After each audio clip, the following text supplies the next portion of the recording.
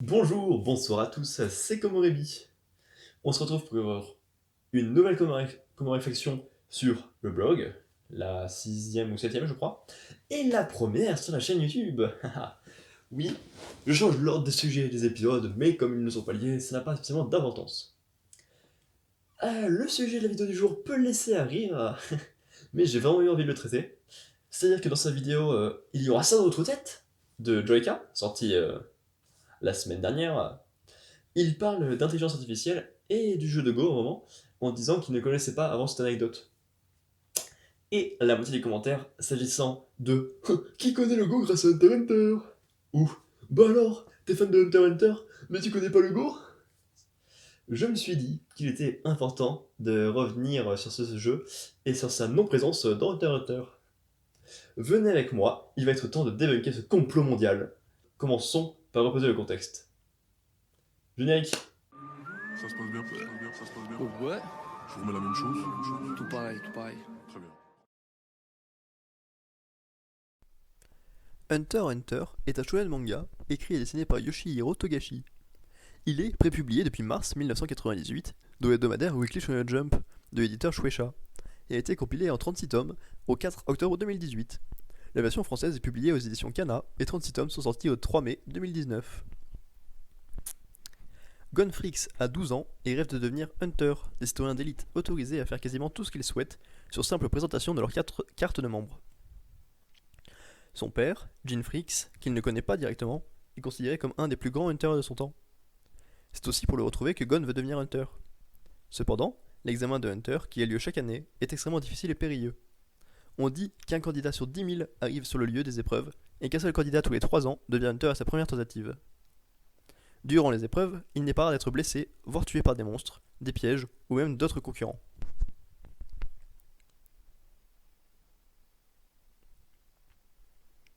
L'histoire de Hunter x Hunter peut être découpée en plusieurs parties, jalonnée par les objectifs courants des personnages, qui ponctuent la quête principale de Gon, la recherche de son père. On peut de cette manière faire actuellement ressortir 8 parties, mais seule l'une d'elles nous intéresse pour le sujet du jour. Après la fin du jeu vidéo Grid Island et de retrouver avec Kaito, l'élève de Jin, Gon et Killua se retrouvent embarqués dans une nouvelle aventure. Normal, comme à chaque fois, c'est un chemin d'aventure. En effet, sur l'une des îles du monde de Hunter x Hunter, débarque une fourmi chimère, tout comme les fourmis. Les reines de cette espèce pondent des œufs qui deviennent sujets de cette dernière. Néanmoins, ces fourmis chimères ont comme une double particularité. D'une part, d'avoir la taille d'un être humain, ce qui fait quand même une grosse fourmi, on va pas se le cacher, et d'autre part, de donner à leur progéniture certaines caractéristiques génétiques de leur ancienne proie. Or, il en va de même lorsque les fourmis chimères mangent un être humain. Il en résultera une espèce très évoluée, beaucoup plus forte que les êtres humains normaux. Après moult péripéties, le roi s'adonne à un passe-temps des plus étranges. Il joue à divers jeux de stratégie dans le but est de capturer le roi. Ce qui correspond bien en fait à son activité à lui. Genre en fait il rêve d'un jeu où les gens essaieraient de capturer le roi. Très intelligent. De toute façon Hunter x Hunter est très intelligent. Euh, dans le but de développer son intelligence ou de se prouver qu'il est le plus fort. Le roi bat les plus grands champions jusqu'à en arriver à un jeu nommé Gungi. Là, une petite fille très étrange nommée Komugi, aveugle, la Morvenay, va se montrer devant le roi pour l'affronter au Gungi.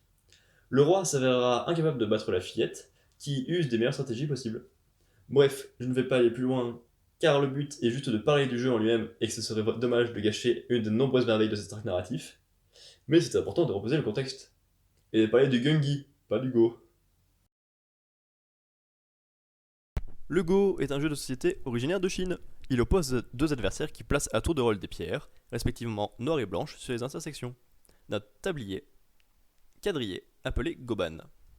Le but est de contrôler le plan de jeu en y construisant des territoires. Les pierres encerclées deviennent des prisonniers, le gagnant étant le joueur ayant totalisé le plus de territoires et de prisonniers.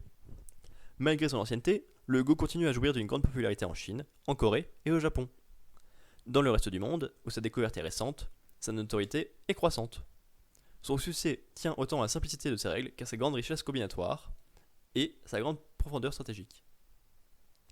Le Go, sous sa forme actuelle, a vu le jour au XVe siècle au Japon, puis cette forme a été réintroduite en Chine et en Corée. C'est depuis le Japon que le jeu est arrivé en Occident, Et c'est pourquoi la terminologie du jeu utilisée en Occident est principalement japonaise plutôt que chinoise ou coréenne. De même, le nom du jeu utilisé en Occident est un nom courant utilisé. Le Gengi est un jeu de société fictif de Hunter x Hunter. Le plateau ressemble à un plateau de Shogi, donc de 9 x 9 cases, avec une réserve. Il y a 13 pièces disponibles. Le Io, donc le fantassin ou le pion. Le Yari, la lance. Le Kiba, le cavalier. Le Yumi, l'archer. Le Tsutsu, ou le canon Zui, donc c'est le roi shinobi. Ou l'espion, le ninja, c'est le même nom qui a 40 000 équivalences. Le Sujo, donc l'amiral. Le Toride, la forteresse. L'Ozutsu, le grand canon ou l'artilleur. Le Teisho, le maréchal. Le Shiyusu, le général. La Shosha, le colonel. Attention, je ne parle pas vraiment japonais, même si j'ai essayé d'en faire pendant 2 semaines. Du coup, les processions peuvent être assez aléatoires. L'objectif est de capturer le roi. Le jeu se joue sur un plateau de 9 x 9 monocouleur. Le jeu commence avec un plateau vide. Les joueurs placent à tour de rôle des pierres, limitées aux 3 premières rangées du plateau de votre côté du terrain. Une fois toutes les pierres placées, les joueurs déplacent à tour de rôle une pièce. Les pièces peuvent être empilées les unes sur les autres, donc ça rajoute une troisième dimension au jeu, jusqu'à 3 pièces. Certaines pièces sont plus solides que d'autres. Par conséquent, toutes les configurations ne peuvent pas battre certains compteurs. Chaque joueur a 24 pièces au total. Les conditions exactes de la victoire sont trop floues pour être confirmées. Mais les règles de la victoire semblent assez similaires aux échecs, ce qui vaudrait essayer de mater le roi. Le placement et les tactiques utilisées dans le jeu sont assez similaires au shogi. Quant au placement initial, il est assez similaire aux dames. Pour le côté combat du jeu, il semble également y avoir une diapositive de stratégo, car certaines pièces sont plus fortes que d'autres. Et il y a potentiellement des pièces qui ne peuvent être battues que par d'autres pièces. À mon humble avis, qui vaut donc ce qu'il vaut, le rapprochement physique entre le Goban et le plateau de Gengi, ainsi qu'entre leurs pierres respectives, doit avoir imprimé une fausse image pour une bonne partie de ceux ayant lu ou vu Hunter x Hunter. Parce que ce n'est pas le fait que le jeu du Go soit mentionné quelques secondes, puisque le roi des fourmis chimères a tué le champion de ce jeu, qui doit grandement aider à l'appréhender. D'ailleurs, petite dose de connaissances supplémentaires, Shikamaru, donc de Naruto, a beau jouer au Go dans son temps libre, nous ne l'avons jamais vu en action sur ce jeu. Parce que oui, j'ai également vu cette erreur. Bien évidemment. C'est carrément possible de découvrir le Go avec Naruto, quand ils disent une fois que Shikamaru joue au Go. Franchement, une petite perle. Et donc, il est important de prendre en compte une information importante. Un jeu de société asiatique n'est pas forcément le Go, puisqu'il y en a vraiment une quantité astronomique en fait. Enfin, je me suis rendu compte de quelque chose. Pour que ces personnes impriment le fait que le Gengi ou le Shogi soit le jeu de Go, c'est bien qu'ils connaissaient le jeu de Go à la base. Eh oui, ça n'a pas de sens de faire l'erreur, ainsi qu'une fausse assimilation s'ils ne sont pas au courant de l'existence du jeu et du rapprochement visuel entre les différents jeux. Je ne comprends donc qu'encore moins comment on peut en arriver à croire, dur comme fer, qu'on a pu apprendre réellement l'existence du Go grâce à Hunter x Hunter, alors qu'il se perd dans une belle quantité d'autres jeux.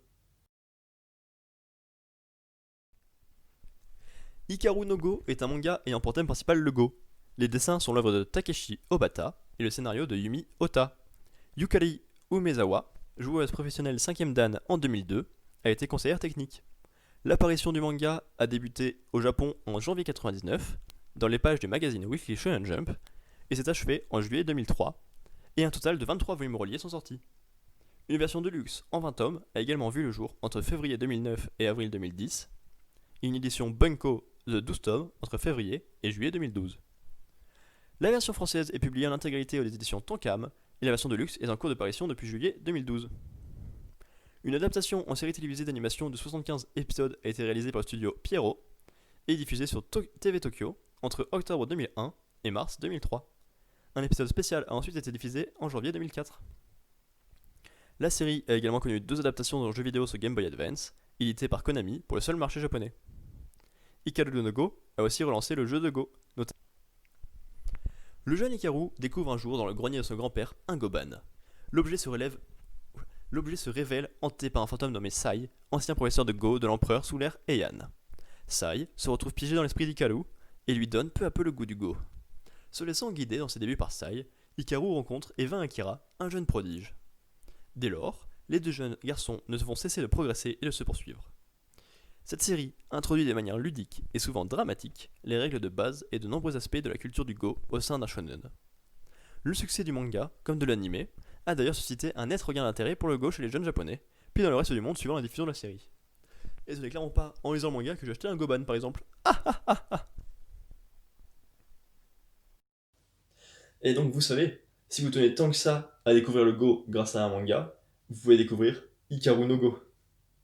Et c'est important de le faire en étant juste. Je n'ai donc plus qu'un seul ordre à vous dire. Go! Merci beaucoup pour votre temps sur cette vidéo. N'hésitez pas à commenter, à partager, à vous abonner, à mettre un pouce bleu. On se revoit très prochainement pour un d'un manga tech, si ce n'est demain normalement. D'ici là, portez-vous bien, faites-vous plaisir. À Komore bientôt. Bye!